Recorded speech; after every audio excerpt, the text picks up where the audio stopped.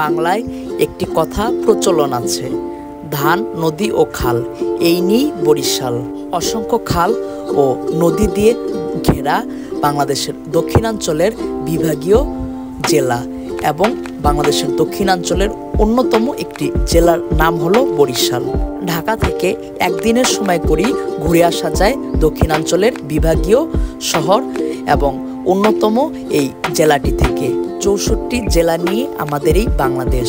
64 জেলা ভ্রমণের উদ্দেশ্যে আমার এই ছুটে চলা। ঢাকার সদরঘাট থেকে লঞ্চে করে চলে যাই বরিশালে এবং ঘুরে দেখি বরিশালের জনপ্রিয় গুটিয়া মসজিদ, দুর্গাসাগর দিঘি, ইতিহাসের সাক্ষী হয়ে দাঁড়িয়ে থাকা লাকটিয়া জমিদার বাড়ি, বরিশাল বিশ্ববিদ্যালয় এবং বরিশালের জনপ্রিয় 30 গোডাউন। আমার বরিশাল ভ্রমণের ট্যুর পার্টনার হিসাবে ছিলেন রায়হান ভাই। আমার এই বরিশাল ট্যুর ব্লগটিতে ইংলিশ সাবটাইটেল যুক্ত করা হয়েছে। আশা করি এতে করে বিদেশি পর্যটকেরাও ব্লগটি ভালো মতো বুঝতে পারবেন। আমাদের এই বরিশাল ট্যুরের সকল খরচ আমি জনপ্রতি হিসেবে ডিসক্রিপশন বক্সে দিয়ে দিয়েছি। ভিডিওটি দেখার পর ডিসক্রিপশন বক্সটি চেক করলে আশা করি আপনারা বরিশাল ভ্রমণ সম্পর্কে একটি পূর্ণাঙ্গ গাইডলাইন পেয়ে যাবেন। চলুন তাহলে এবার ভিডিওটি শুরু করা যাক। আমাদের বরিশাল ভ্রমণের যাত্রাটি শুরু হয়েছিল ঢাকা সদরঘাট থেকে লঞ্চে করে। ঠিক রাত 8:51 আমাদের লঞ্চটি মহান আল্লাহর নাম নিয়ে বরিশালের উদ্দেশ্যে যাত্রা করে। সুন্দরবন 15 নামক বিলাসবহুল লঞ্চে করে আমাদের এই বরিশাল যাত্রা। বর্তমানে পদ্মা সেতুর কল্যাণে ঢাকা থেকে খুব সহজেই সড়ক পথে বরিশাল যাওয়া যায়। তবে নদীর অপরূপ সৌন্দর্য দেখতে দেখতে বরিশাল যেতে চাইলে লঞ্চ জার্নির কোনো বিকল্প নেই। আমাদের এবারের যাত্রাটি ছিল সুন্দরবন 15 নামক লঞ্চের ডেকে করে। মহান আল্লাহর নাম নিয়ে পুরো লঞ্চ ঘুরে নদীর অপরূপ সৌন্দর্য দেখতে দেখতে আমরা ছুটতে থাকি বরিশালের উদ্দেশ্যে। দিন কিংবা রাত নদীর দৃশ্য সবসময় অপরূপ সুন্দর। আমাদের সুন্দরবন 15 লঞ্চটি বরিশাল হয়ে ঝালকাঠির উদ্দেশ্যে যায়। বরিশালে আমাদের সুন্দরবন 15 লঞ্চটি প্রায় 30 মিনিটের মতো অবস্থান করে। খুব ভোরে আমরা পৌঁছে যাই বরিশাল লঞ্চ টার্মিনালে। এই সুন্দরবন 15 লঞ্চে করেই আমরা ঢাকা থেকে বরিশাল আসি। খুব ভোরে বরিশালের মাটিতে অবতরণ করার কারণে আমাদের সেরকমভাবে কোনো কিছু করারই ছিল না। তাই বরিশাল লঞ্চ টার্মিনালের অপোজিট সাইডের একটি হোটেল থেকে আমরা সকালের নাস্তার পর্বটি সেরে ফেলি। আর আমাদের সকালের নাস্তার আইটেম ছিল খিচুড়ি এবং ডিম ভাজি। গরম গরম খিচুড়ি দিয়ে ডিম ভাজি খেতে ভালোই লেগেছিল। মজাদার সকালের নাস্তার পর্বটি সেরে আমরা বরিশাল লঞ্চ টার্মিনালের সামনের একটি চায়ের দোকান থেকে 2 কাপ রং চা পান করি। সকাল সকাল এই রং চাটা আমাদেরকে অনেক রিফ্রেশমেন্ট দেয়। চায়ের পর্ব সেরে আমরা বেরিয়ে পড়ি বরিশাল এক্সপ্লোরের উদ্দেশ্যে। বরিশাল লঞ্চ টার্মিনালের সামনে থেকে একটি অটো নিয়ে আমরা চলে যাই নতুরুল্লাহ বাজারে। নতুরুল্লাহ বাজার থেকে আমরা বাসে করে চলে যাই বরিশাল ভ্রমণের প্রথম ভ্রমণ স্পট গুটিয়া মসজিদের উদ্দেশ্যে। নতুরুল্লাহ বাজার থেকে বাসে করে গুটিয়া মসজিদে যেতে সময় লেগেছে প্রায় 35 মিনিটের একটু বেশি। এটি হলো বাইতুল আমান জামে মসজিদ ও ঈদগাহ কমপ্লেক্স, যেটি গুটিয়া মসজিদ নামে পরিচিত। মসজিদটির মেইন গেট দিয়ে প্রবেশের পর হাতের ডান দিকে পড়ে বড় একটি পুকুর। এই মসজিদ কমপ্লেক্সের পুকুরের ঘাটটি অনেক সুন্দরভাবে ডেকোরেশন করে তৈরি করা হয়েছে। এখানে বসার জায়গা সহ লাইট সহ এবং কিছু ছোট ছোট গাছ দিয়ে খুব ভালোভাবে তৈরি করা হয়েছে মসজিদ কমপ্লেক্সের পুকুর পাড়ের এই ঘাটটি। এটি হলো মেইন মসজিদ। মেইন মসজিদে ঢোকার প্রবেশ পথের 2 পাশে রয়েছে পানির ফোয়ারা, যদিও আমরা পানির ফোয়ারাটি দেখতে পাইনি।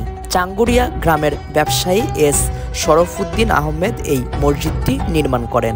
অসম্ভব সুন্দর ডেকোরেশনের এই মসজিদটি বর্তমানে বরিশাল বিভাগ এবং বরিশাল জেলার মধ্যে অন্যতম একটি দর্শনীয় স্থানে পরিণত হয়েছে।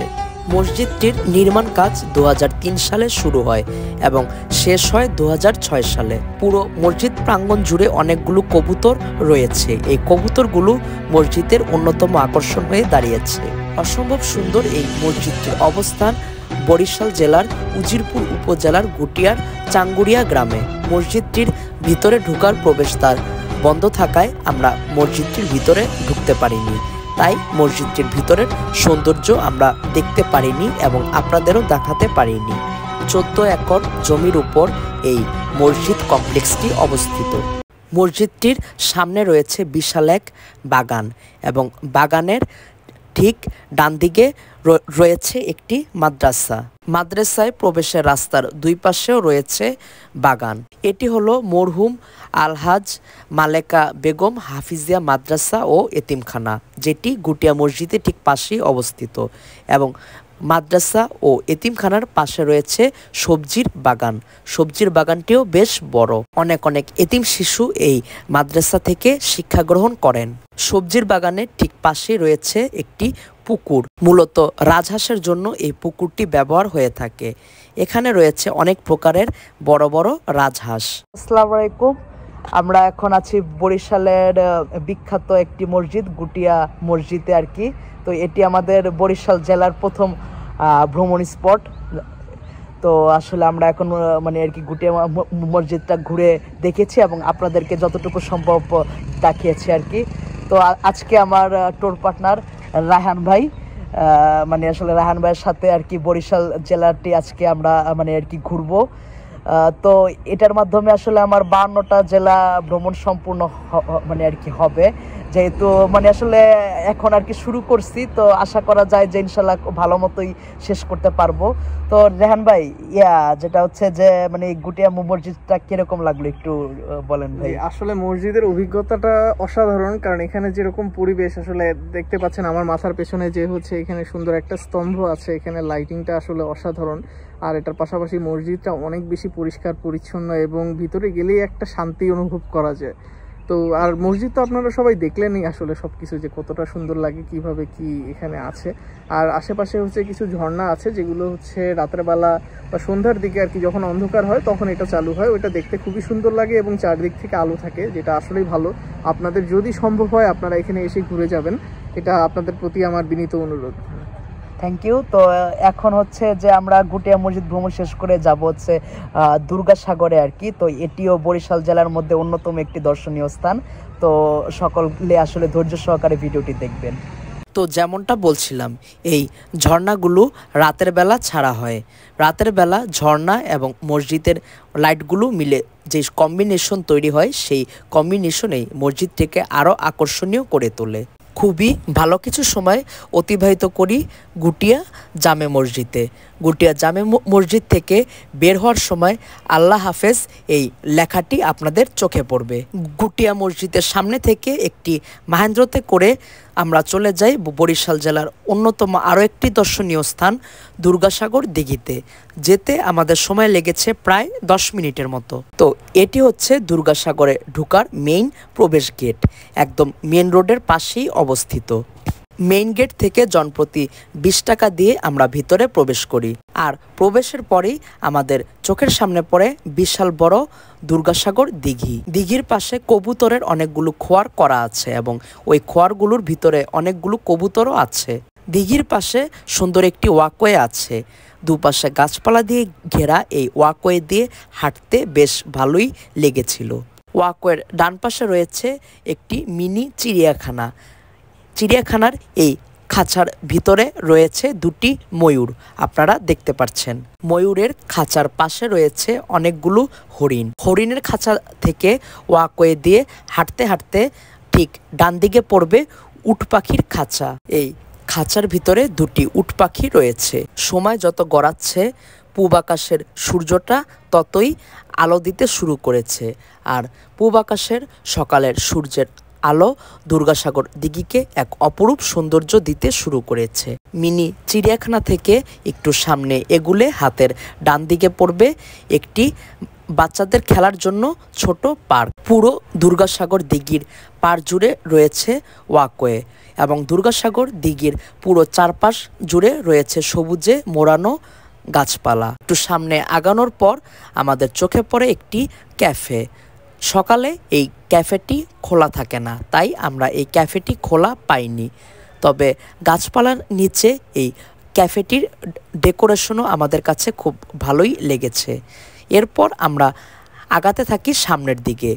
সবুজে মোড়ানো গাছপালার ভিতর দিয়ে পাশে দুর্গাসাগর দিঘিকে রেখে। দুর্গাসাগর দিঘিটির অবস্থান বরিশাল শহর থেকে মাত্র 12 কিলোমিটার দূরে। 45.42 একর জায়গার মধ্যে এই দুর্গাসাগর দিঘি কমপ্লেক্সটি অবস্থিত। 1780 সালে পঞ্চদশ রাজা শিবনারায়ণ এই বিশাল দিঘিটি খনন করেন। তার স্ত্রী দুর্গামতির নাম অনুসারে এই দিঘিটির নামকরণ করা হয় দুর্গাসাগর। 1974 সালে তৎকালীন সরকারের উদ্যোগে এই দিঘিটি সংস্কার করা হয়। উল্লেখ্য, এই দুর্গাসাগর দিঘির মাঝখানে রয়েছে ছোট্ট একটি দ্বীপ। এই দ্বীপের কারণে দুর্গাসাগর দিঘির সৌন্দর্য আরও বেড়ে গিয়েছে। দুর্গাসাগর দিঘি কমপ্লেক্সের ভিতরে একটি রেস্ট হাউসও রয়েছে। দেখে মনে হচ্ছে এখানকার গাছপালা কেটে এই রেস্ট হাউসটি বানানো হয়েছে। আমি সঠিক তথ্য জানি না, যদি এটা হয়ে থাকে তাহলে এটা খুবই খারাপ হয়েছে, কেননা গাছপালাই এই দিঘির সৌন্দর্য বাড়িয়ে দিয়েছে। এখন গাছপালা কেটে এরকম অট্টালিকা নির্মাণ কখনোই কাম্য নয়। চৈত্র মাসের অষ্টমী তিথিতে হিন্দু ধর্মাবলম্বীরা এখানে স্বামী স্নানের জন্য সমবেত হন। আমরা সকাল টাইমে এখানে যাওয়াতে কোনো পর্যটকেরই সমাগম দেখতে পাইনি, কিন্তু বিকেলের পরে এখানে অনেক পর্যটকের সমাগম লক্ষ্য করা যায়। ওয়াকওয়ে দিয়ে হাঁটতে হাঁটতে আমরা একটি খাঁচায় বানরের দেখা পাই। বিশেষভাবে এই বানরগুলো সংরক্ষণ করে রাখা হয়েছে। দুর্গাসাগর দিঘিতে বোট রাইডিংয়েরও ব্যবস্থা আছে। বিকেল টাইমটায় এখানে সম্ভবত পর্যটকেরা বোট রাইডিং করতে পারেন। পুরো দুর্গাসাগর দিঘি কমপ্লেক্সটি অনেক বড়। কেউ যদি সকালবেলা এই পুরো দুর্গাসাগর দিঘি কমপ্লেক্সটি ঘুরে দেখে তাহলে তার সকালের এক্সারসাইজটি সম্পূর্ণ হয়ে যাবে। যেমনটা আজকে আমাদের সকালের এক্সারসাইজের পর্বটি পুরো দুর্গাসাগর দিঘি রাউন্ড দেওয়ার পরই সম্পূর্ণ হয়েছে। খুবই ভালো কিছু সময় দুর্গাসাগর দিঘিতে অবস্থানের পর আমরা দুর্গাসাগর দিঘির মেইন গেট থেকে একটি মাহেন্দ্রতে করে চলে যাই আমাদের পরবর্তী ভ্রমণ স্পট লাকটিয়া জমিদার বাড়ির উদ্দেশ্যে। মাহেন্দ্রতে করে আমরা চলে যাই কুরিয়ারপাড় বাজারে এবং কুরিয়ারপাড় বাজার থেকে একটি ব্যাটারি চালিত রিক্সা নিয়ে আমরা চলে যাই লাকটিয়া জমিদার বাড়িতে। কুরিয়ারপাড় বাজার থেকে লাকটিয়া জমিদার বাড়িতে যেতে সময় লেগেছে প্রায় 20 মিনিটের মতো। আমার সামনে যে পুরান ভবনটি আপনারা দেখতে পাচ্ছেন এটি মূলত লাকটিয়া জমিদার বাড়ি। দেখে বোঝা যাচ্ছে জমিদার বাড়িটি অযত্ন এবং অবহেলায় দাঁড়িয়ে আছে। জমিদার প্রাচন্দ্র রায় 1600 কিংবা 1700 সালের দিকে এই বাড়িটি নির্মাণ করেন। জমিদার রাজচন্দ্রের পুত্র পিয়ারিলাল রায় সমাজসেবক ও ব্যারিস্টার ছিলেন। এই জমিদার বংশের মূল প্রতিষ্ঠাতা ছিলেন রূপচন্দ্র রায়। লাকটিয়া জমিদার বাড়িটি যত দেখছিলাম ততই হতাশ হচ্ছিলাম। ইতিহাসের সাক্ষী হয়ে এত বছর দাঁড়িয়ে থাকা এই বাড়িটি আজ ধ্বংসের পথে। আমরা এখন আছি লাকটিয়া জমিদার বাড়ি, যেটি হচ্ছে বরিশাল জেলার মধ্যে অন্যতম প্রাচীন একটি জমিদার বাড়ি আর কি। দেখি বোঝা যাচ্ছে আসলে মানে কতটা প্রাচীন, তাই না রায়হান ভাই? হ্যাঁ অবশ্যই, মানে এখানে একটা মজার জিনিস আমি আপনাদেরকে দেখাই, একটু উপরের দিকে দেখান। এখানে হচ্ছে দেখেন শিকড়গুলার দিকে দেখেন এক একটা জায়গার। এই শিকড়গুলা হচ্ছে কি যে এমন মনে হচ্ছে বিল্ডিংটাকে ধরে রাখছে, মানে এখানে যদি কোনো ধরনের কিছু ভাঙতে যায় কোনো ইট, সেটা কিন্তু এখানে ভাঙতে দিবে না আর কি, শক্তভাবে ধরে রাখছে জিনিসটা। আপনারা দেখেন এখানে স্পাইরাল টাইপের স্ট্রাকচার তৈরি করছে, যে হচ্ছে একটা ইটও এখান থেকে খুলে যেতে দিবে না। ইন্টারেস্টিং একটা জিনিস, আপনারা আসলে আরো সুন্দরভাবে দেখতে পাবেন। অবশ্যই। আর সবচেয়ে দুঃখজনক বিষয় যেটা হচ্ছে যে মানে এই জমিদার বাড়িটা কিন্তু আসলে প্রপার ভাবে সংরক্ষণ হচ্ছে না আর কি।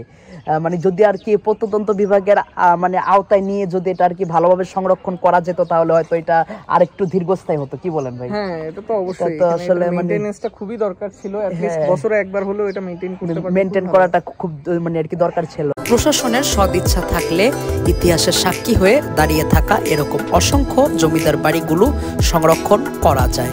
এগুলো যদি সংরক্ষণ করা যায় দেশের পর্যটনের পাশাপাশি নতুন প্রজন্মকে এগুলোর ইতিহাস সম্পর্কে ভালোভাবে জানানো এবং বোঝানো সম্ভব হবে। আশা করি সংশ্লিষ্ট প্রশাসন এ বিষয়ে সঠিক নজরদারি করবে।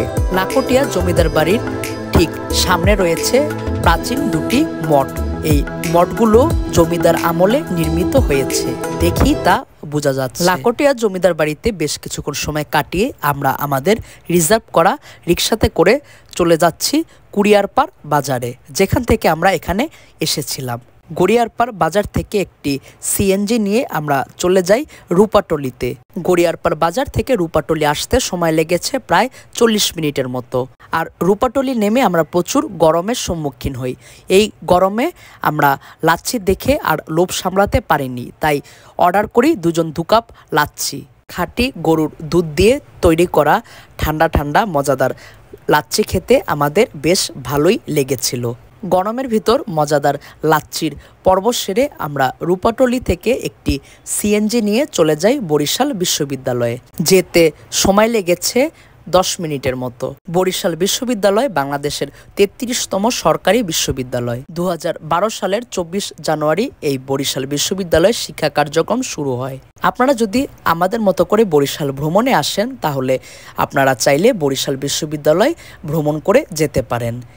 বিশাল বড় ক্যাম্পাস নিয়ে গঠিত বরিশাল বিশ্ববিদ্যালয় আপনারা বেশ কিছু ভালো সময় কাটাতে পারবেন বলে মনে করি। বেশ কিছুক্ষণ সময় বরিশাল বিশ্ববিদ্যালয়ে অবস্থান করে আমরা একটি সিএনজি নিয়ে চলে যাই আবারও রূপাটলিতে, যেই রূপাটলি থেকে আমরা এখানে এসেছিলাম। রূপাটলি নেমে আমরা একটি রিক্সা নেই বরিশাল শহরের আরও একটি জনপ্রিয় স্থান 30 গোডাউন যাওয়ার উদ্দেশ্যে। রূপাটলি থেকে 30 গোডাউন যেতে আমাদের সময় লেগেছে প্রায় 15 মিনিটের মতো। কীর্তনখোলা নদীর পাড়ে অবস্থিত এই 30 গোডাউন বরিশাল শহরের মধ্যে অন্যতম একটি স্থান। 1971 সালের 29 এপ্রিল মহান মুক্তিযুদ্ধ চলাকালীন সময় পাকিস্তান হানাদার বাহিনী বরিশালে ক্যাম্প করে। পাকিস্তান হানাদার বাহিনী এই জায়গাটিকে বৌদ্ধভূমি হিসেবে ব্যবহার করে। অনেক নিরীহ বাঙালি, শিশু, নরনারী, মুক্তিযোদ্ধা সহ অনেককে পাকিস্তান হানাদার বাহিনী নির্মমভাবে হত্যা করে এখানে ফেলে দেয়। এই 30 গোডাউন বৌদ্ধভূমিতে পাকিস্তান হানাদার বাহিনী আনুমানিক 300 জনকে হত্যা করে। মহান মুক্তিযুদ্ধের ভয়ঙ্কর সে সময়ের সাক্ষী হয়ে 30 গোডাউন আজও দাঁড়িয়ে আছে বরিশাল শহরে।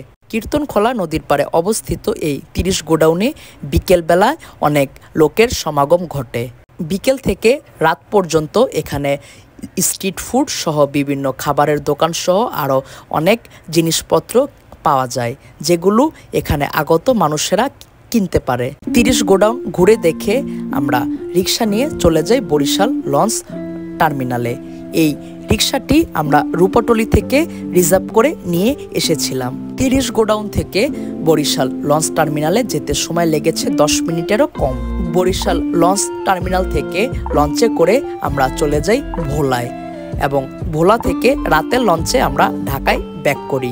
আপনারা চাইলে বরিশাল থেকে সড়ক পথে বাসের মাধ্যমে সহজেই ঢাকায় চলে যেতে পারেন, অথবা বরিশাল থেকে রাতের লঞ্চে করেও ঢাকায় চলে আসতে পারেন। তো এই ছিল আমাদের বরিশাল ভ্রমণ গল্প। আশা করি এই ভিডিওটি দেখার মাধ্যমে আপনারা বরিশাল ডে ট্রিপ সম্পর্কে কিছুটা ধারণা পেয়েছেন। আজ এ পর্যন্তই। সকলে ভালো থাকবেন, সুস্থ থাকবেন। আসসালামু আলাইকুম।